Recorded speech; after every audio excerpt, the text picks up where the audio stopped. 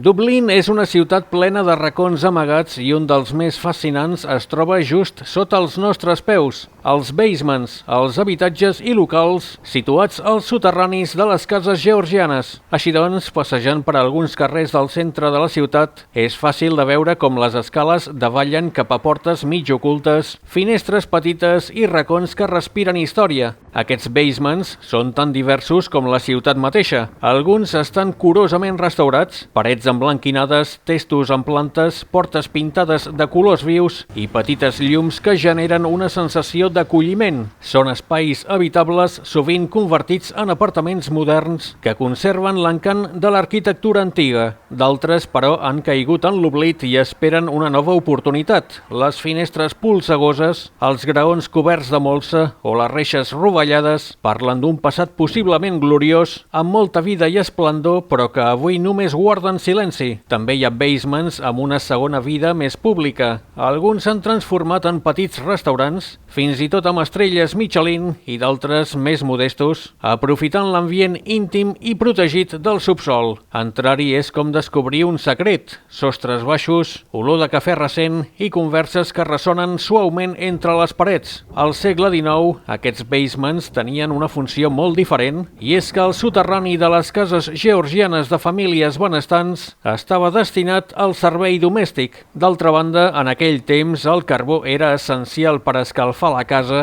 i s'introduïa al soterrani mitjançant un forat a la vorera, conegut com a coal hole, el forat del carbó. Avui, òbviament, aquests forats romanen en desús, però les tapes rodones de ferro que els cobrien encara es poden veure escampades per la ciutat. Els basements de Dublín, doncs, són molt més que simples soterranis. Són espais que expliquen l'evolució de la ciutat, de l'època georgiana fins al Dublín modern i cosmopolita. Cada porta subterrània amaga una història, sigui d'oblit o de renaixement, d'intimitat o de bullici, i potser, mentre caminem, sense adonar-nos-en, trepitgem les històries de generacions que van viure, treballar i somiar sota els carrers de la capital irlandesa.